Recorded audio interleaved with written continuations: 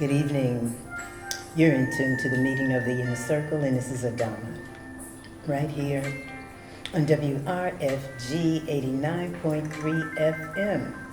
And I'm so grateful and so thankful to have my first guest of the year, who is my last guest of the year last year, Franca Borgia from Venice, Italy, and we were in Phoenix, Arizona, the 1st of December, and we interviewed, and now we are in Paris, France together. Yes. Bless your heart. Thank you. Welcome. It's great to be here and to see you again, Adama. It's now the third time we meet. We first met each other in New York in September last year.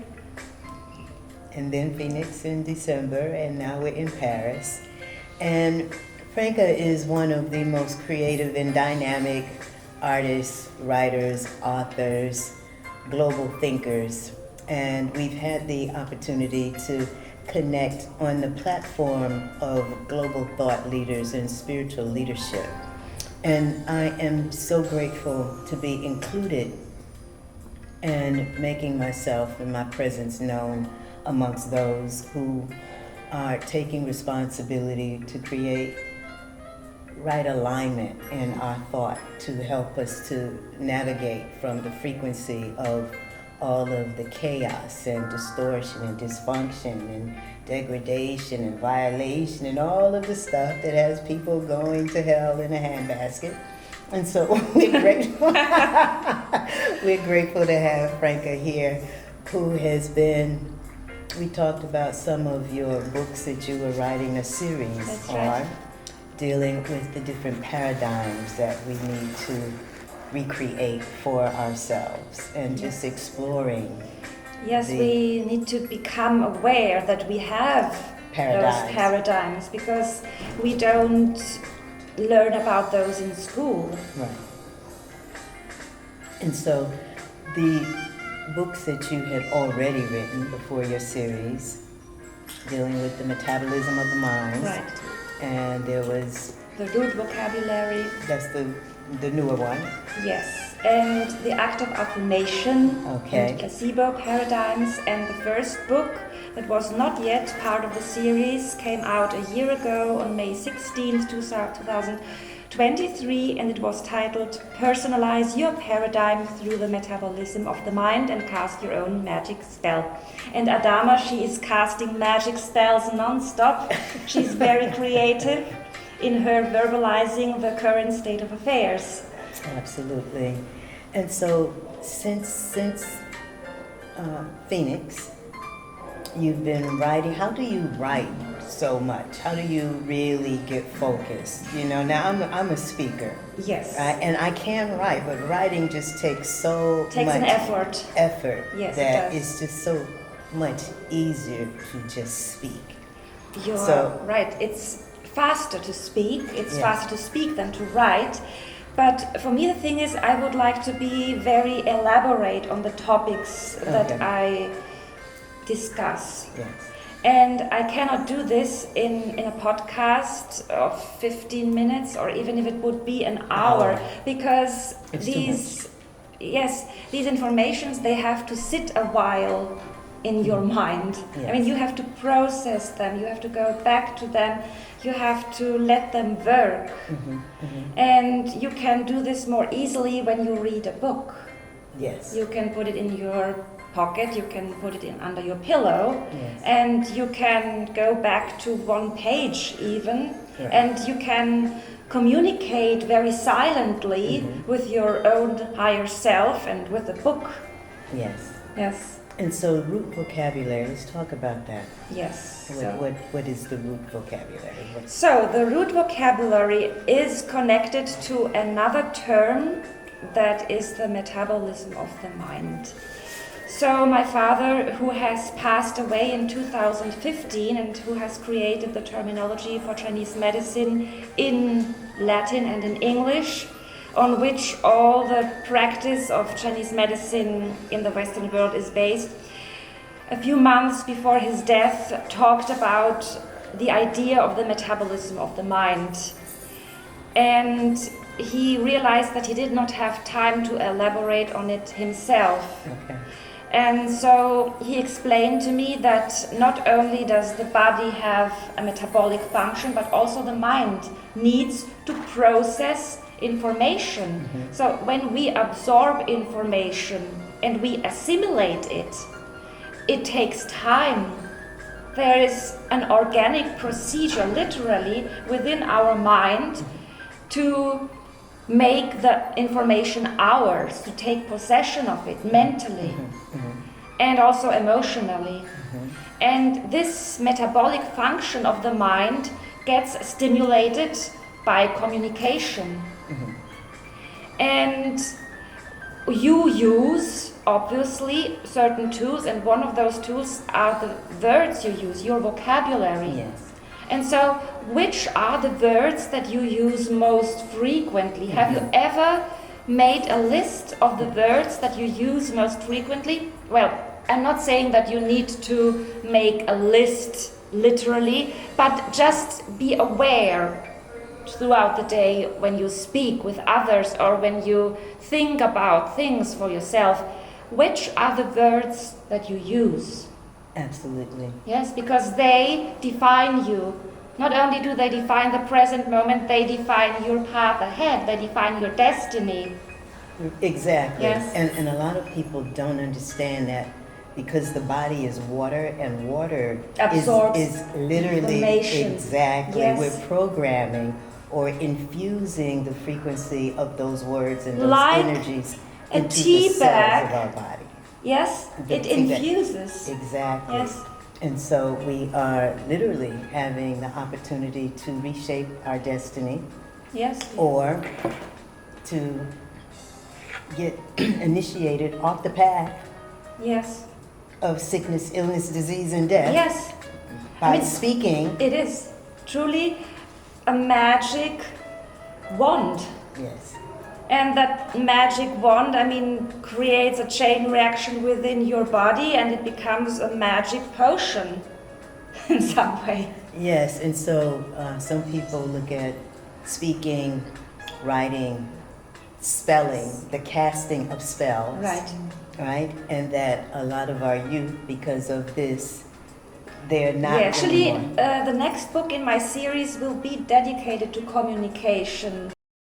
Okay. Clarity in communication, decoding mixed messages. Okay, very Yes. good. And so speaking in terms of the substance and the quality of the light and frequency of love in our words, Yes. or the capacity that we have to bless with our words. Right. And also, I mean, it's about clarity and coherence.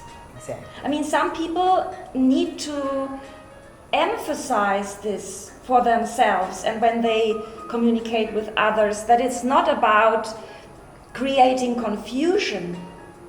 Communication should enhance clarity and confidence. Exactly.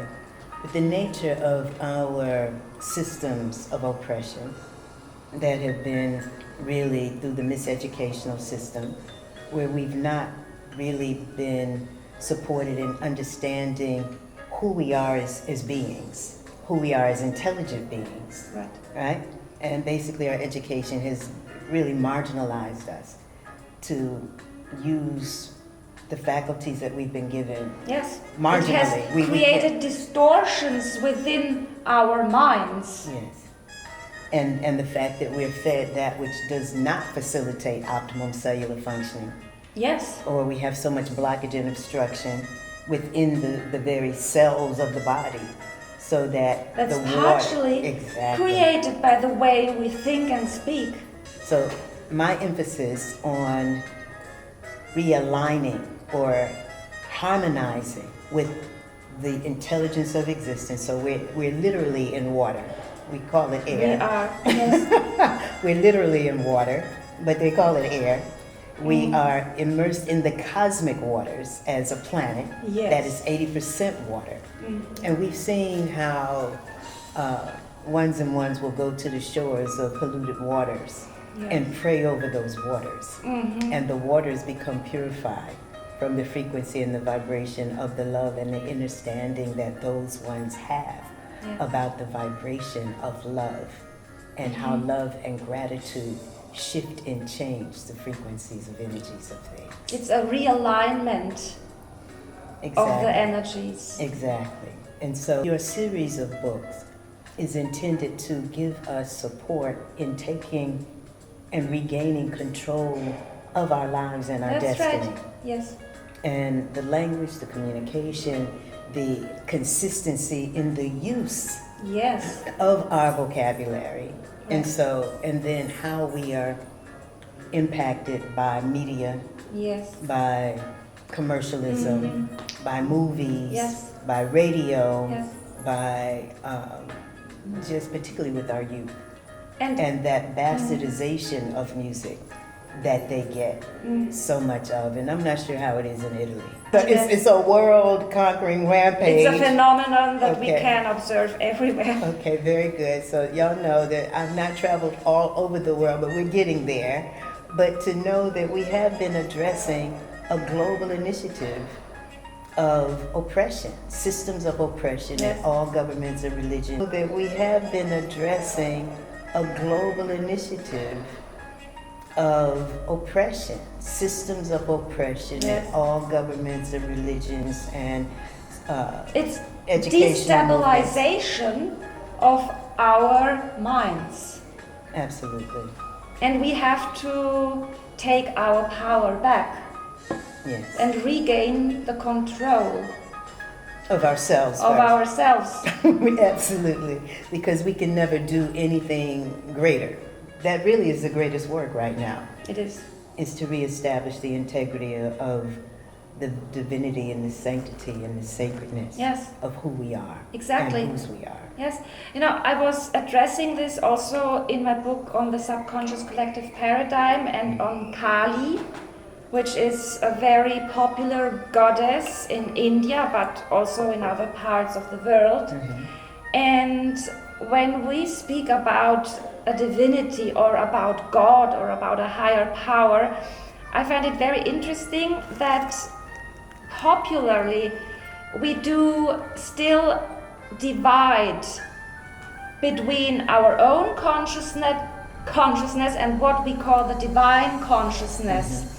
And what I find fascinating is that every religious concept can much more easily be defined in terms of mathematics. Okay. When you think of an equation. Yes. So when you have an equation and there is one part that you do not know, and so you put a variable on it. Yes. It can be x, epsilon, you don't say epsilon, x for x, for example. And I would say that divinities, God, or names for the higher power that are so different in every culture, they are variables. Okay. They are variables and variations of the infinite. Yes. And we use them to better comprehend and approach a concept that we cannot clearly grasp, that is beyond our perception, beyond our comprehension. And so we call it God. We call it divine. But what we are actually trying to say is that we want to conquer our own innate potential. You saying to conquer it? Yes, conquer, because it is who it is within us. But I mean, we have to make it ours. It's like other talents that we have to conquer them by persistence and dedication. Yes, yes. And it's the same, our idea of what is divine. Divinity is nothing else but, well, a name for our own... What we already have. What we already have, but we need to become aware of it. Exactly. And we need to embody it. Exactly. And cultivate. Yes, and cultivate it. And I think the big trouble with every idea of God or religion is that we see it as something that is Far distant beyond. from us. Absolutely. Vocabulary, our language, to come to a place where we really are not making our lives more complicated, but we're understanding how to simplify through the language. Yes. And so give us examples or so. Yes. In terms of what you mean by that. The root vocabulary. So when my father spoke about the root vocabulary, when he also spoke about the metabolism of the mind, he said that every person acquires a root vocabulary during the first 5 years of their life. And this root vocabulary, it determines their outlook on life and their path in life. And it's across the board for all ethnicities, all hues, and all races of people. Absolutely. And it's amazing how we have little ones who, wherever they are, they learn the language of their parents, their grandparents, and then are also able to learn to speak other languages, depending on their exposure. Of course. Right? It said too that whatever the experiences that we have, basically our character is shaped by the time that we're 7. That's true. Yes. And so our language, it's a part of that. And then the nurturing, the nourishing, the examples. Yes. And this is what makes parenting so important. Yes, and the emotional attachment that we have to certain words and ideas. Yes. And how we are communicated with. Yes. And a lot of that is still going to be very much determined by the quality of nourishment that we get. Because when you are literally starved, and many ones are in a state of starvation. It is not because they do not get any input. They get too much input, but not of enough information that benefits and uplifts and nurtures them. And also with that which we're fed and nourished. So we have so many babies coming now who are not breastfed, and who are given formulas, and who are given vaccinations, and so much breakfast cereals, and so much other things that literally begins the whole blockage and obstruction internally, because we have not been really honored in terms of how do we create optimum cellular functioning that allows us to be able to process that thought. Would be natural. And I would go as far as that as to say that in an ideal world, the medical profession should be superfluous. Right. What does that mean? Not necessary. Yes. Unnecessary. Should not be necessary. Exactly. I mean, if everybody knows what to eat and how to treat their own bodies, I mean, everything would be fine. It's not complicated, but we need to take responsibility for it. Exactly. We cannot outsource our own thinking. Exactly, but that is the system of oppression, is to have us in a place where our religious indoctrination, our miseducation has done exactly that, so that we are not really thinking. We're depending upon that which we've heard over a period. And so now we see how the whole society and the system is broken, in that it's creating broken people, or how it is sick and it's creating sick people. Yes, and labeling this as normal. Right. Which it shouldn't be. Exactly.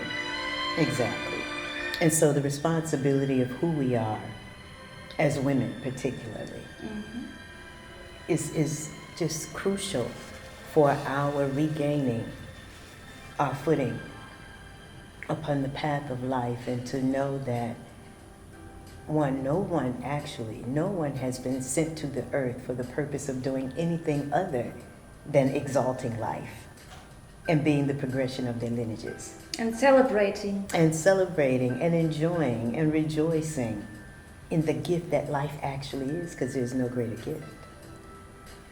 And part of the gift is our capacity for communication. And part of the blessing that we're in at this particular time is that we're able to transcend all boundaries of separation, to really embrace the oneness that we're in, regardless of race, ethnicity, hue, gender, preference, religious orientation, or otherwise, Yes. because we're all children of life, all children of the eternal. And so our rewriting our vocabulary to express love in the expression of light and the mindfulness of there being truth Yes. that we were told Yes. to ask for.